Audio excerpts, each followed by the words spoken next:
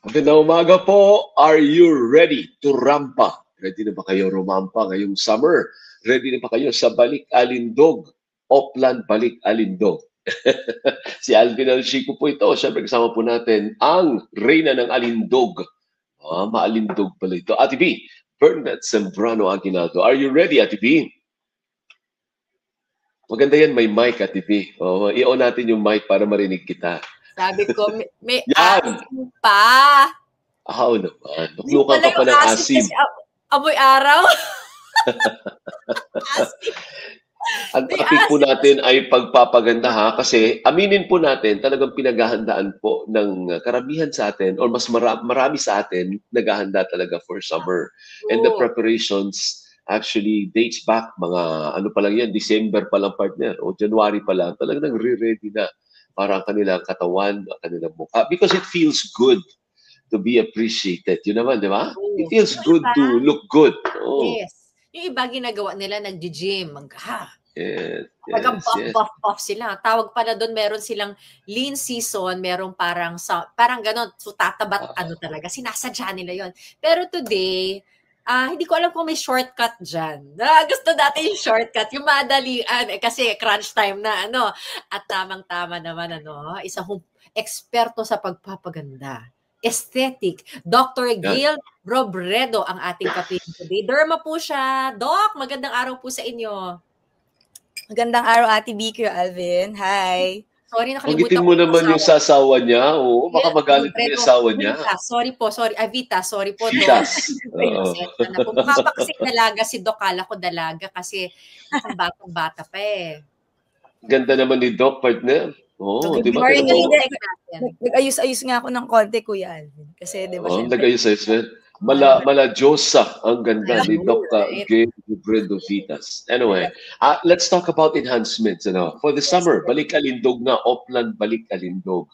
Ano ba yung available sa market? That, when you look good, di ba you feel good? When people appreciate you, it feels good. Masarap yung feeling pag na-appreciate ka ng tao, di ba, Doc? Ano bang pwedeng enhancements for this summer? Actually, madami. Kung body yung pag-uusapan natin, meron tayong mga old technologies from before, yung mga radio frequency that tightens the skin, sort of melts fat. And then meron din tayong mga bago ngayon, yung mga injectables na nagtutunaw ng fat, nag-shrink ng fat cells. And then, syempre, meron din tayong mga a little bit more invasive treatment wherein parang may pinapasok na wire tapos tinutunaw. And then, of course, we have surgery. So, we have liposuction. Alam naman natin yon, wherein you go under the knife and then parang sinasuction yung mga excess fat mo in pocket areas.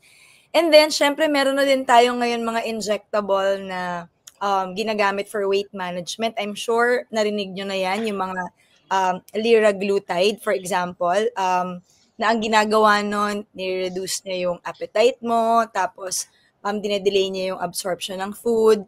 And then, ngayon nga, kanina napag-usapan niyo yung mga running clubs. Sobrang usong-uso yan ngayon. I remember parang before, wala naman masyadong tumatakbo. Pero ngayon, pag dating ng 6 p.m. and as early as 5 a.m., where I live, talaga ang dami mga groups na talagang may mga running coaches pa, running clubs, running groups. So, I think if you decide to get into fitness, you will not run out of options kasi ang dami-dami nang pwedeng gawin ngayon. Okay, so let's begin with the head. Ano bang pwede dito?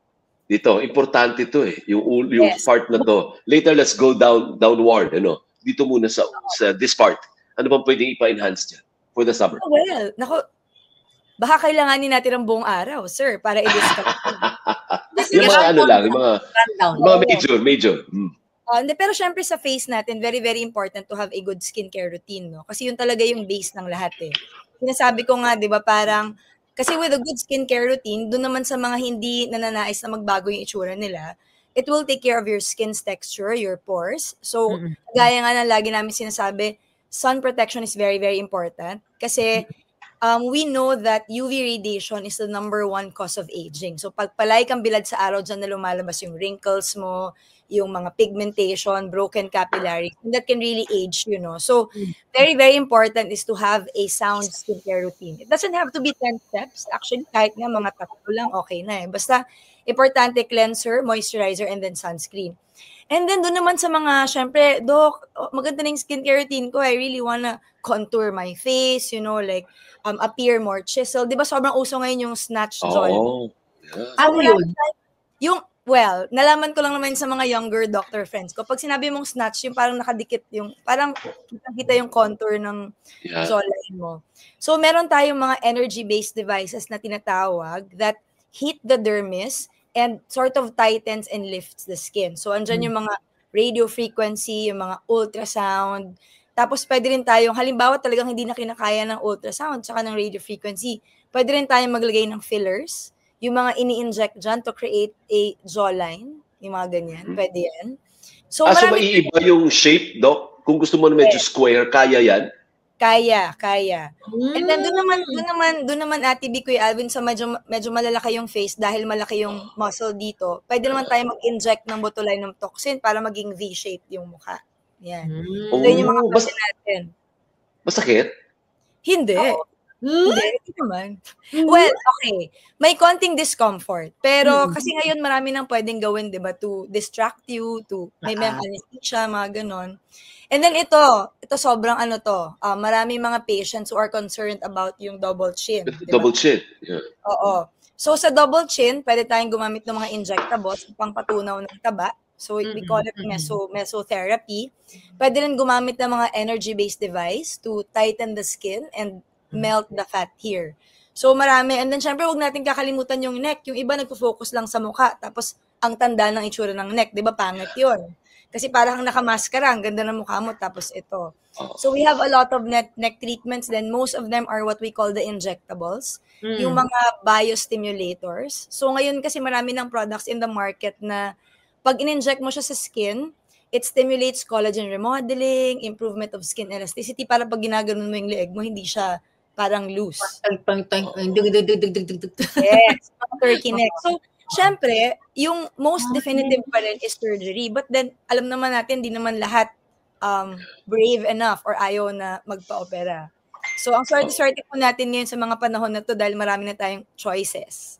Ano bang uso ngayon, yung tipong halata? Kasi some people, or many people, hindi na sila nahihiya. Kung dati tabu yan na ngayon hindi. It's a badge of honor and pride.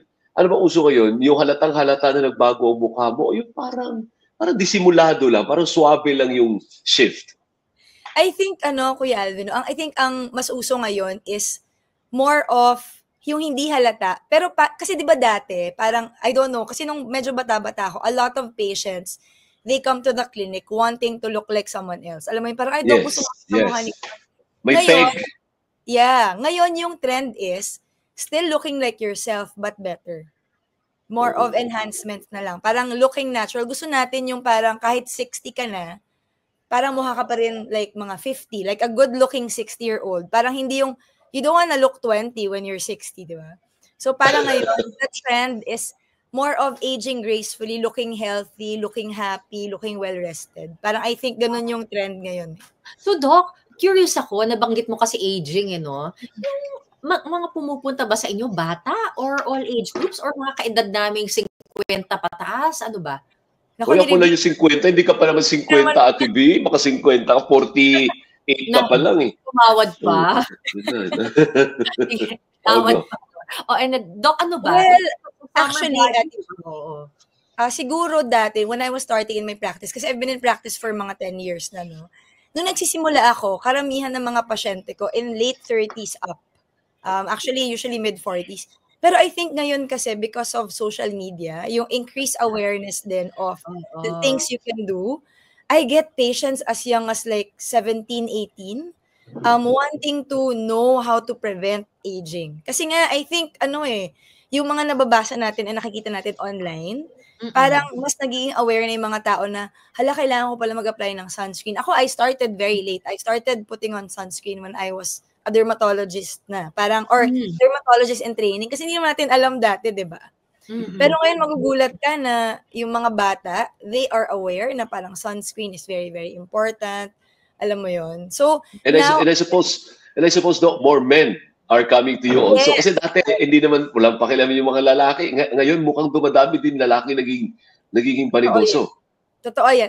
I must agree with you, Kuya Alvin. Marami na talagang men na parang, kasi sabi nga nila, yung awareness rating ng skincare sa Philippines dati sobrang baba. Parang people didn't really know that they had to use a separate cleanser for the skin, na kailangan nila maglagay ng sunscreen. Dati hindi uso yan, di ba? Parang kung ano yung sabon mo sa katawan, yun na lang yung ginagamit mo. Oo, yan, maski sa lalaki. Oo, dati ganun. Dati ganun. Pero ngayon, iba na. Ngayon, parang nalaman nila, hindi pala kailangan banat na banat yung mukha pa naghugas. Naku, kailangan ko lang ng sunscreen. Yes. Sa mga Koreano kasi, di ba, nakikita natin Malamang. At totoong maganda skin nila. Ay, maganda talaga skin nila do. No? Yes. They were born with it, siguro, ano? Well, sabi nila, may point ka dyan, Kuya Alvin, sabi nila, your skin is 40% genetics. Kumbaga, di ba may mga tao na parang wala namang ginagawa, pero ba't ang ganda-ganda na pala? Ganda ng skin. So, dati, lugi yung parang bad genes. Pero ngayon nga, because of technology, because of the things we can do to our skin, parang nag-level na yung playing field. Parang kahit hindi maganda yung genes mo, dahil sa mga pwede mong gawin, pwede ka nang pumantay dun sa maganda ang genes. Okay. Ayun, so, how do you take care of your skin then ngayong summer because of the sun? Ano? May pupunta sila sa beach, magpapaaraw, some are getting a tan. How do you take care of your skin? Na para, again, dinokter mo ang skin nito, ang ganda-ganda. Paano mong pagalanin ng skin? Good genes to, plus syempre mga treatments, di ba? Well, very, very important. Kasi di ba, dahil nga pag summer talagang mainit, no? So, very important, sun protection talaga. And I'm not talking about just applying sunscreen. Importante din to seek shade, to wear protective clothing, and to parang alam mo yun, avoid talaga yung talagang direct sun. Syempre, pag nagbe-beach ka, hindi maiwasan, mag-reapply ka na lang ng sun protection mo. Tapos number 2, dahil nga mainit, it's also important to keep yourself hydrated. Para huwag natin kalimutan uminom ng fluids, and alam mo yun, to make sure that our skin is also properly moisturized. So yun yung mga very, very important na tandaan pag summer ngayon. I-share mo ngayon, Doc, i-share mo yung skin regimen mo. How do you take, yung sa'yo paano mo ginagawa na ganyan ang skin mo? Anong ina-apply? Well, Kuya Alvin, ako medyo takot ako sa araw, no? Kasi nga, meron akong lahi sa mom ko, meron melasma, yung parang pekas na brown. So, medyo nag-iingat ako. Pero ako, since I'm in my early 40s, what I do is, I use a gentle cleanser in the morning. Minsan, pag feeling ko dry yung skin ko, water lang. And then, I always make sure to use an antioxidant. Kasi lagi ko sinasabi na dapat yung skincare routine mo is something that will prepare you for what you are going to do during the day. So, ako kasi I walk to work. So, naglalagay ako ng antioxidant. I use a vitamin C. Yun? Vitamin C serum. So, marami dyan, Kuya, in the market. Marami kang makikita mga serum. So, vitamin C is good kasi it's an antioxidant. So, yung mga naglalakad dyan, nagko-commute, nabibilad sa araw, it's a good protectant. It's also an anti-pigmentation. So, kung meron kang uneven skin tone, it will help to lighten the skin. And it's a pro-collagen. So, kung nasa edad ko na ikaw, tapos forever ka nag-scavenge for mga anti-aging, it's a good parang precursor to collagen. Anong brand yun? Ano po yun? Anong brand yun? Marami Kuya B na, Ate B at saka Kuya Alvin na brands in the market. Actually, hindi tayo nagkulang sa mga brands dyan eh. Ako, I have a lot. Depende na lang. Pero local yun, hindi naman kailangan mahal or mamahalin yung ginagamit mo. Hindi naman. Hindi naman. Basta ang bibilin mo lang is branded na sure ka kung ano yung laman. Kasi 'di ba? Huwag ka nang bibili ng parang hindi mo alam kung anong laman, nakalagay lang vitamin C tapos walang anything, 'di ba? So, marami naman dyan in the market. You can buy it over the counter. May serum form, may cream form, may essence, may toner. So, whatever you prefer na lang. And dahil nga may dry skin ako, Kuya Alvin, I also apply moisturizer before I put on my sunscreen. Tapos pa naglalagay ng sunscreen, lalo ng mga lalaki, nakakalimutan nila yung back of the neck and ears. Batok, yes. Yes, wag nakakalimutan yan.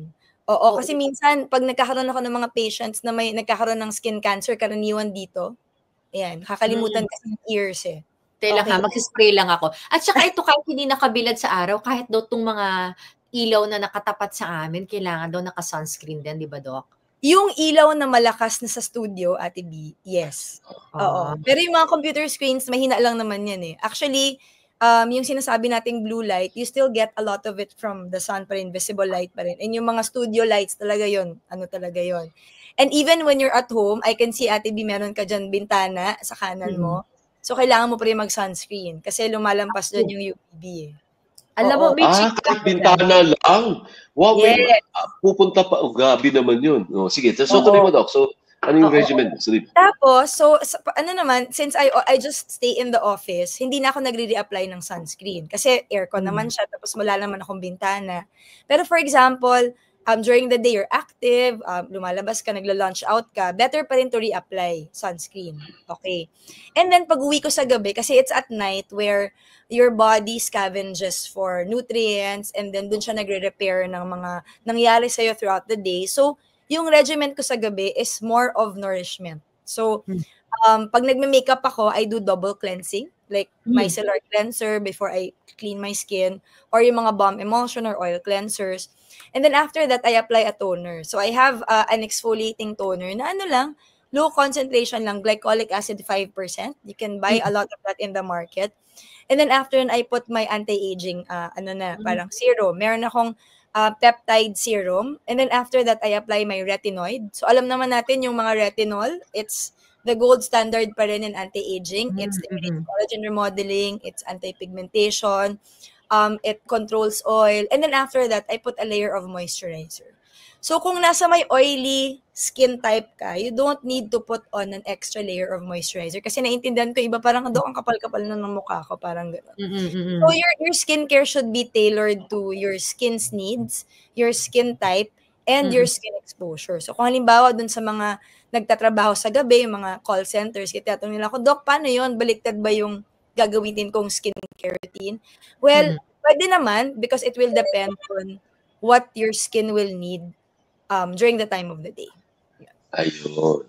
Okay. So, kaya naman, I mean, hindi naman porke, kasi si Doc dermatologist. So, talagang accessible sa kanya yung mga skincare, na yan, na pinapahid. Kahit ordinaryong tao, kakaya. You can actually do it. Yes. Hindi mo kailangan ng sobrang dami tsaka sobrang mahal, Kuya Alvin. Doc, ako tanong ko, kasi mukha tayo nag-focus eh. Sa balat, anong klaseng ginagawa naman? Anong routine? Kailangan ba nag-exfoliate din? Moisturize? Paano yun? Baka naman smooth ka sa ulo, tapos kulubot ka naman sa katawan. Totoo yun. Well, number one, ako din, Ate B, pag yung sa body, kasi nakakalimutan ng lahat mag-lotion eh. Parang marami mga tao na nalalagkitan, di ba? Pero importante yun kasi it nourishes the skin and parang it protects your skin. It acts as a barrier, di ba? Ako, ang ginagawa ko, bilang dry skin, doble-doble ako mag-lotion. So, after ko maligo, usually, we don't really recommend yung over-exfoliation, Ate B. Siguro, if you like exfoliating, mga once or twice a month is more than enough. And then, I recommend to use yung wag yung masyadong matatapang na cleansers, tsaka wag maligo ng sobrang mainit na tubig. So, parang short baths, warm lang. Kasi, di ba yung skin natin, it's made of lipids. So, parang fat siya. Eh, di ba yung mga taba, pag in-expose natin sa mainit, natutunaw siya, di ba? So, if maliligo ka ng hot water, para mong wina-wash off yung lipid barrier mo. So, in the next few hours, medyo compromised siya. So, pwede kang ma-irritate, pwede mag-dry yung skin mo. So, very important is to use gentle cleansers, put lotion after, and sunscreen also very important. So, dun sa mga ayaw ng doble-doble yung mga pinapahid, marami tayo dyan sunscreens in the market na may UV protection na. May SPF na. So, pwede which brands are reliable? Di ba, may Filipino brands ba? Or Japanese brand, Korean brands, US brands, European brands? Ano maganda? Actually, ako, Kuya Alvin, hiyangan yan eh. I can tell you the brands that I use. Pero like for example, kami ng husband ko, magkaiba kami ng gusto eh. Kasi oily skin siya, ako dry. So depende. Ako naman, like I said, as long as it's a reputable brand, like in your regular drugstore like South Star, Mercury, Watsons, may makikita ka naman dyan sa mga grocery. Marami dyan eh. Basta ang importante is, ako, in my opinion, you look for SPF 30 and above. Yun yung importante. Tapos, Meron din mga gusto ng sunscreen plus pampaputi. So, meron dyan mga lotions with niacinamide, arbutin, kojic acid with SPF 50 or 30. Pwede yon. Pero you have to go to a dermatologist first to determine the type of skin you have, or you can do it yourself. Do it yourself na lang, pwede na. At tingin ko, Kuya Alvin, kung wala ka naman serious issues, you can do it yourself. Kasi one way of determining the skin type that you have, ako yung sinasabi ko, halimbawa pagising mo sa umaga, maghugas ka ng mukha, gentle cleanser, antay ka lang 15 minutes. Kung walang nagbago sa mukha mo, it means you have normal skin. Kung parang banat na banat yung feeling, it means you have dry skin. Tapos kung oily ka agad, ibig sabihin oily skin ka. Ang galing. Galing. Actually, parang pinagdala ko ni Ate B ng regimen mo. Parang ang hirap naman gawin nito. Ate B, ang haba naman nito. Alam mo kung kaninong regimen yan, shout out ko si Jelly de Belen. Kasi nung nakita ko po si Jelly, Doc, ang ganda nung balat. Tapos sabi niya, masipag siya eh. Sinenda sa akin pati yung mga brands niya. So, binigay ko kay Alvin. Ganun siya katsaga, Ate B? Every day. At ang ganda din talaga, si Jelly, 50 plus na rin yun. Or baka. 50s na ba si Jelly? Oo, at sobrang ganda niya. Pero nakita ko pag nag-golf siya, balot na balot. Yes. Pero nag-golf. Pwede. Pwede. Sige, Doc. So, tama, skincare routine. Ano pa yung ibang pwedeng pampaganda? Yung exercise, nakakapagpabata ba yun o nakakatanda?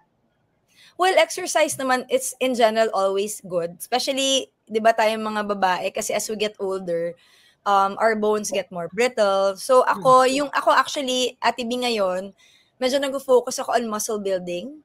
So, you don't really have to kill yourself with cardio. Sabi nga nila, mas importante daw yung muscle building eh. So, weights is very important, which is, I'm really trying to get into pa lang now kasi napakahina ko eh. Alam mo, hindi ko nga makarga yung, di ba pag halimbawa nagta-travel tayo, hindi ko nga malagay sa ibabaw yung bag ko eh. Alam mo, ganun kahina yung So, very, very important yun. As well as, healthy diet. Hindi mo naman kailangan mag-caloric restriction. Just, I think, food choices, very, very important. Make sure that you have a lot of protein and you get your minerals and vitamins from vegetables, a lot of fiber, parang ganun. And sleep, very important. Alam ko tayo, team kulang sa tulog eh. Pero sabi nila, dapat daw at least 7 hours of restful sleep yung ginagawa natin. 7 hours pala. Okay. Yes. Pero Doc, sige, yan yung medyo natural, di pahid lang. Yung medyo mas aggressive dyan. Gusto mo yung braso. Anong gagawin? Pwede bang mga lipo-lipo dyan? Gaano ba katagal ang downtime at mas mahirap bang gawin yung pagpapantay ng braso? Kasi syempre oo nga. Actually, very... na tayo So wala na tayo sa face. Ano na tayo? Dito na tayo. Dito na. Okay. Sige. Go. Well, definitely, Ate B. Kung halimbawa, marami talagang excess fat, tapos may loose skin, liposuction and arm tuck, yung pinaka-definitive. As in, pag ginawa mo yun, syempre wala na agad yung taba mo, tapos skin mo, di ba? But of course, it's surgery. There's a little bit of downtime. It's not as scary as most people think. Sabi nga nung asawa ko, doktor ka kasi, kaya tingin mo parang wala lang yan eh. But for me, di ba, but for me, syempre, it's something that you have to prepare for. Kasi, syempre, pag tinanggalan ka ng taba here, medyo maga siya, may swelling, may konting tenderness after. Tapos minsan naglalagay sila ng drain dyan kasi for the next few days may pwedeng lumalabas na, alam mo yun, yung mga fluids na nilagay dyan. I would say at least a week to 3 weeks na recovery from the initial part. And then, yun, kailangan mo lang alagaan kasi baka mag-scar ka pag hindi mo na alagaan yung wound mo. And of course, we have to watch out for infection. So when you go to your doctor and have your liposuction and arm tuck, they will give you naman ample advice on how to take care of yourself post-surgery. For those naman who do not want surgery, kasi meron talaga tayong mga patients na parang, Dok, ayoko talaga ma-opera, natakot ako, ganyan. Marami tayong treatments for that, starting with yung sinasabi ko kaninang energy-based device. So we have yung microwave, we have radio frequency. Ang ginagawa niya, iniinit niya yung fats so that mag-shrink siya. Diba? Kasi yung fat cells natin are very sensitive to heat, diba? So if you apply enough heat in that area, slowly nagme-melt siya, and then your body just drains it naturally via the lymphatic. So, iniihi mo lang siya, pinupoop mo siya, ganyan. If halimbawa, wala kang patience, di ba, parang, Dok, nababagalan ako dun sa energy-based device, you can also do mesotherapy. So, meron tayong mga ini-inject na produkto, 2 klase yon, merong fat shrinking, And then merong fat destroying. So depende na lang kung gaano kadami yung fat in the area sa arms. So, and that goes for other body parts as well. Abdomen, yung tinatawag natin na bat wings, yung bra fat, yung flanks, yung mga muffin top, lower abdomen, upper abdomen, inner thighs, outer thighs. Meron pang iba sa knees, tsaka sa elbow. So, madami tayong pwedeng gawin. Same naman lahat, energy-based device, injectable, mga mesotherapy, and then of course, yung surgery na yung pinaka-definitive. So pag tinanggal mo yon, kailangan i-maintain mo to. Hindi naman pwedeng pag tinanggal mo, kakain ka na ng dami. Hindi pwedeng ganon. You need to maintain it. Yes, tama ka dyan, Kuya Alvin. Kasi, syempre, tinanggal mo na yung, for example, di ba sa arms, nagpa-lipo ka ng arms, tinanggal mo na yung fat dito. Pag kumain ka ng kumain, since wala ng fat dyan, minsan naiipon dito. So, may mga patients na makikita mo, may bukol dito kasi parang tumaba siya dyan na ipon. So, parang tama ka. That's why, parang ako as a doctor, hindi ko ini-encourage yung liposuction as the first line. Parang better pa rin to try to lose as much weight as you can and then yung stubborn fat mo, yun yung ilalipo mo. Kasi parang nakapag-commit ka na eh. Which one is the most stubborn? Hindi nagpapantay-pantay after eh. Di ba? Oo, hindi. Yung halimbawa ko, Alvin, di ba, nagpapayat ka na. Kasi, ang nangyayari dyan, kasi ganun yung nangyari sa akin eh. After having 2 children, yung fat ko, nasa tiyan lang. Parang, nag-accumulate ako ng fat cells. So, even nung pumayat na ako, ang liit na ng arms ko, ang liit na ng legs ko, ang laki pa rin ng tiyan ko. Kasi meron pa rin akong fat cells. So, yung fat cells na yun yung stubborn fat. Yun yung parang, pwede mong tanggalin via liposuction, mesolipo, yung mga machine, gano'n. Pero, pag tinanggal mo kasi yung fat cells mo in certain areas, pag tumaba ka na, kumain ka ng madami, mag-gain ka ng fat dun sa area na meron ka pa rin fat cells. So, pwede kang pumunta sa side, sa likod, ganyan. Kaya, yung nakita ko partner ay Doc at Ate Bina amazing. Nakita nyo si Sharon Cuneta, parang pumayat sa Nakita mo ba siya, Ate B? Nakita ko sa TV. Pumayat. Oo nga, nakita ko din yun. Nakita ko pumayat siya. Hindi ko lang alam kung anong ginawa ni Miss Sharon. I don't know what she did. Oo, pero may na yun. May enhancements na yon, may surgical na yon, or lang yun, puro exercise lang yun, na pumayat siya ng ganung kapayat. Hindi ko alam. Hindi ko sure. Pero may mga kaibigan ako na they inject yung liraglutide.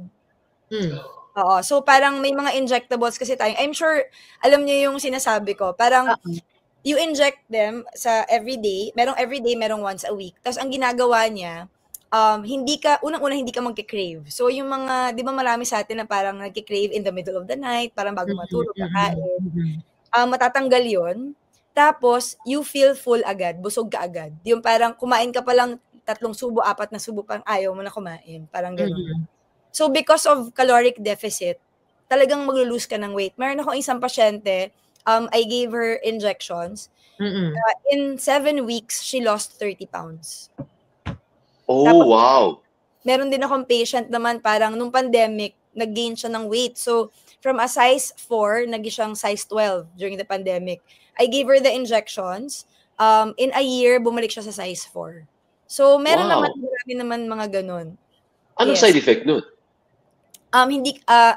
Initially, when you start, you can feel a little bit nauseous, parang medyo hilo, and then uhaw. Yun yung common side effects nung na yun. But, we adjust naman the dosage. We start very low, and then we gradually increase until maintenance dose. So, hindi siya pwedeng biglain. Kasi yung iba, nahihilo talaga ng sobra.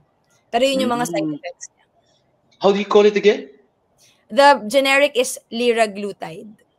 Oh, para siyang diet suppressant. Parang siya, hindi siya appetite suppressant, parang craving suppressant and increased satiety, mabilis kang mabusog.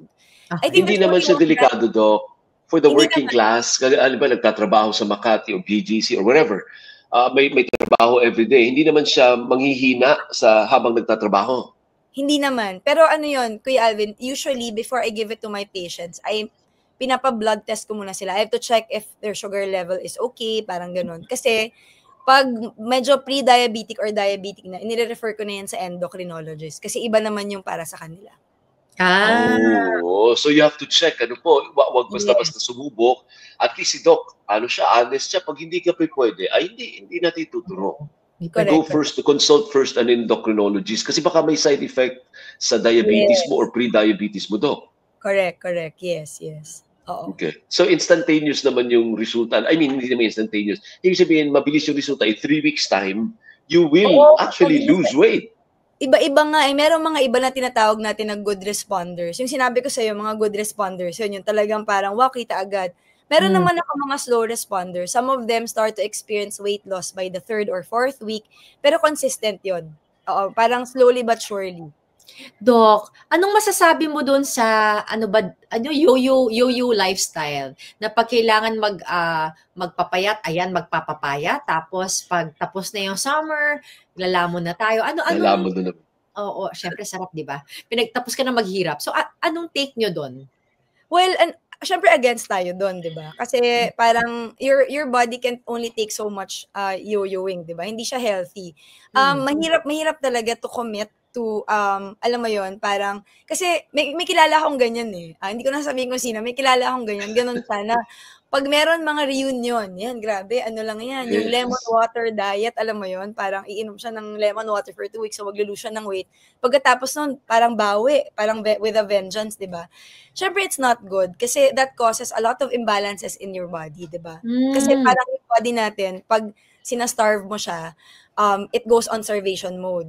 Tapos, anything na kainin mo, a few weeks after that, iso-store niya. So, ang nangyayari nun, papayat ka, pero mas tataba ka ulit. Papayat ka, mas tataba ka ulit. So, it's not good. Definitely, it's not advisable to be on the yo-yo diet. Kasi, nalilito din yung katawan mo. Parang, teka muna, last week, gutom na gutom ako. Ngayon, busog na naman, di ba? So, it's okay for me. Yung craving suppressant na binanggit mo earlier, pwede yun sa mga obese. Actually, that medication is really for overweight and obese individuals. It's FDA approved for weight loss talaga. Pwede ko ba sabihin yung brand? Of course. Okay lang yun. No? For discussion purposes, now we're not saying we are endorsing it. Kasi nagdi-discuss lang tayo kaya nabanggit mo. Go ahead. Yeah. So in the Philippines, the FDA approved weight loss injectable is called Saxenda. So the generic name is liraglutide. So, for now, yun yung binibigay namin kasi yun yung FDA approved. I'm sure in the near future, there will be more. Pero yun kasi yung FDA approved for weight loss here in the Philippines. Pero hindi yan over the counter. It has to be prescribed by a doctor. Yes, kasi kailangan, Kuya Alvin, maintindihan mo. Kasi meron siyang special way of injecting You can't inject like right away ng certain amount. We start very, very low. 0.6 muna every day for a week. Tapos pag umokay ka na, increase ka na naman, increase, until the maintenance dose of 3 milligrams per day. Every day siya na injection. Oh my God, hindi mahal nun every day may injection? Hindi naman, parang, well, depends kasi. Like, yung iba kasi sinasabi nila, yung membership ko sa gym, Doc, ganito din. Nagbabayad pa ako ng trainer, hindi naman ako parang gano'n. So it really depends. Of course, it comes at a cost, pero ang maganda kasi dun sa mga ganito na medications, when you manage your weight, you also prevent, alam mo yon, like diseases in the future, like increased cholesterol, heart disease, diabetes, parang ganun. So yun yung parang long-term natin. It's not, sinasabi ko nga sa pasyente ko, it's not just looking good It's really caring for your health, prolonging your life, and preventing other diseases from occurring. So parang yun talaga Ibig sabihin, I have to go to the clinic every day? Kasi every day? Or I can do the injection myself? You do it yourself. Pero dapat yung doktor, konsulta pa rin talaga. Kasi baka tuturo tuturuan ka kung paano mo gagawin. Saan i-inject, Doc? Anywhere na may fat. So sa tiyan, sa subcutaneous tissue siya ini-inject. So karaniwan ng mga tao sa tiyan nila ini-inject. Kasi maraming taba. Parang hindi ko, ako nga pag ini-injectionan nga ako, nangingiwi na ako. How much more ako ang mag-i-inject sa sarili? Kaya, yun, maliit lang na needle, Vin. Sobrang kaya. Parang lang, kasing nipis lang ng buhok mo yung needle. Sobrang liit ng needle. So na-try mo na, Ate B? Hindi, ibang gamutan, pero for hormones yun rin before, not this one. Pero sa tiyan rin ini-inject. Kayang-kaya. No? Yes. So, taste ganda. Tis ganda, Doc. Kaya tis ganda. Parang ang itsura niya, Kuya Alvin, parang siyang ballpen na may clicker. So, gaganon mo lang, pak, tapos i-click mo lang. Wala ka naman. Okay. Nagets ko. Para sa mga diabetic, may nakita akong ganyan, yung sa insulin. Yes. Oo, ganun lang. Okay, si Ate Vigo.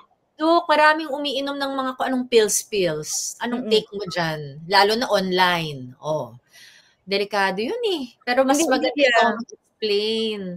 Hindi rin ako masyadong fan ng mga, kasi actually Ate B ako, ganito yung ano pananaw ko sa buhay. Hindi ako agree sa mga quick fixes.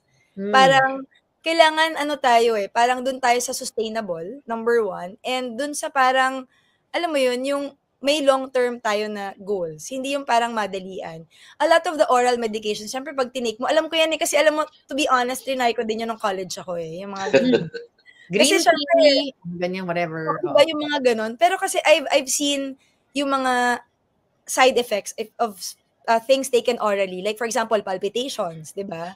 Or yung parang increased sweating, tapos malay mo allergic ka pala, hindi mo alam. So, hindi naman lahat ng oral medications bad, no? Kasi there are some naman na parang, alam mo yung that gives you energy, diba? Yung iba kasi gusto lang nila parang, hindi naman siya pang weight loss But anything oral, I would recommend that you consult a doctor or at least someone who understands you. Kasi yung iba dyan, di mo alam, baka may iniinom ka pala na antihypertensive or ganyan, tapos may contraindication pala, di ba? Biglang may bumagsak yung BP mo or whatever.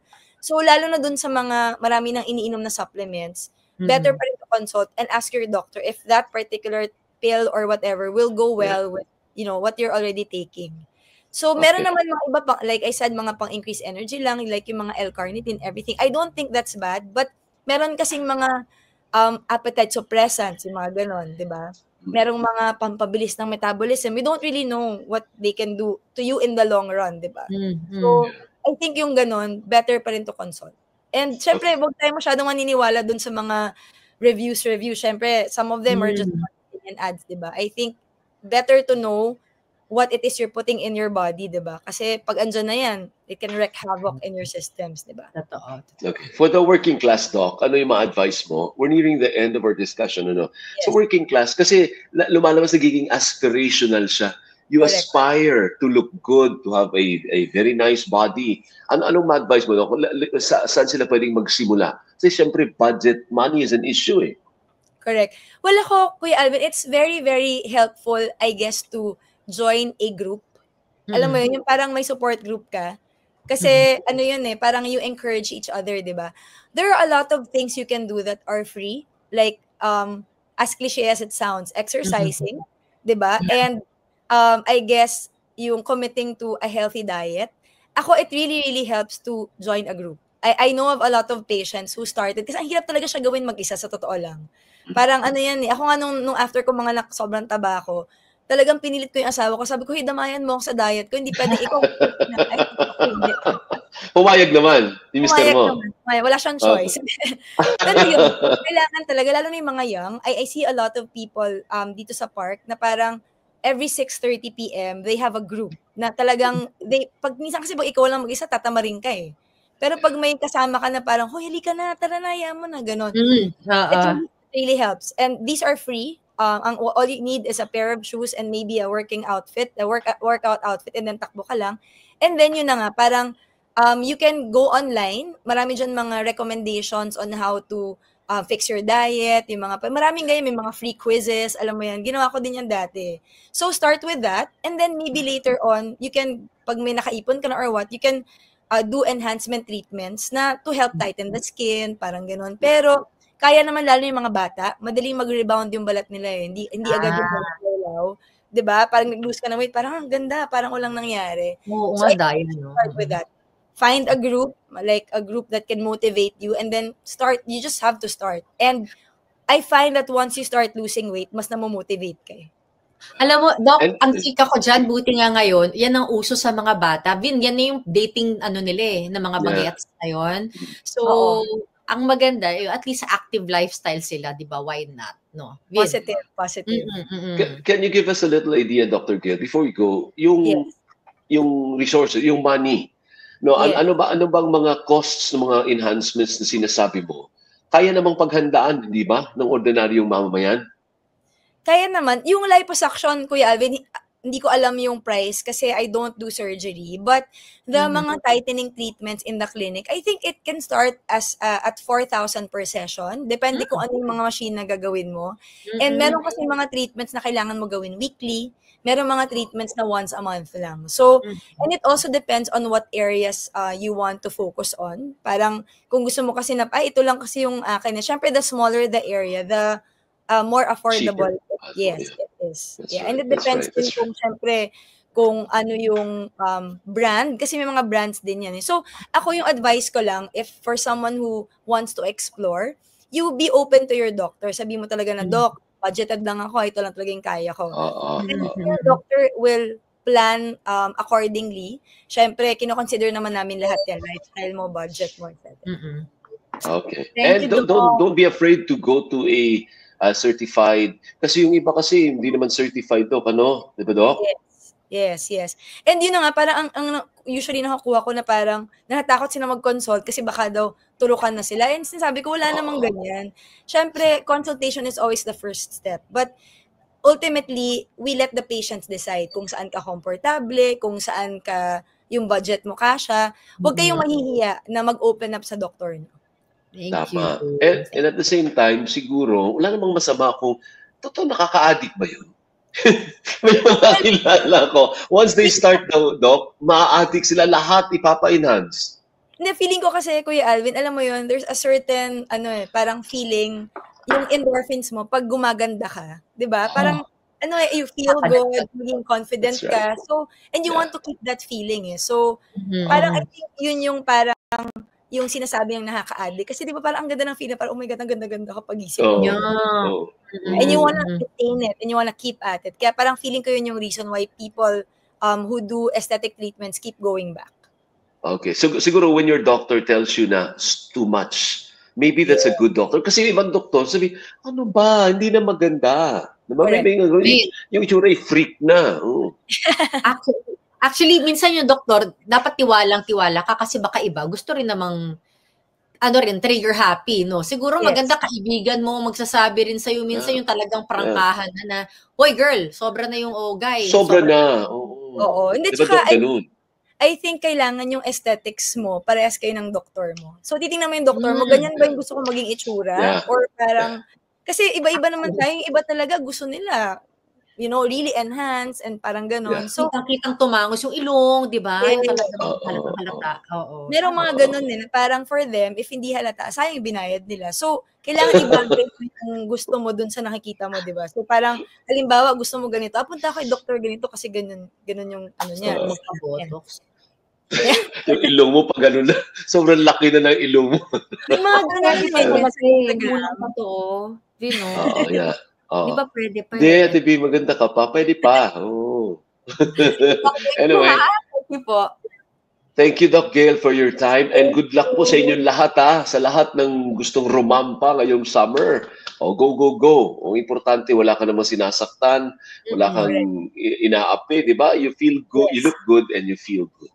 Thank you, Doc Gail. Maraming salamat po. Thank you, Alvin. Have a nice Sunday. Bye, ganda. Bye-bye. Thank you. Bye-bye. Miss Beautiful. Dr. Gail Robredo Vitas. Thank you po. Maraming salamat. Paano?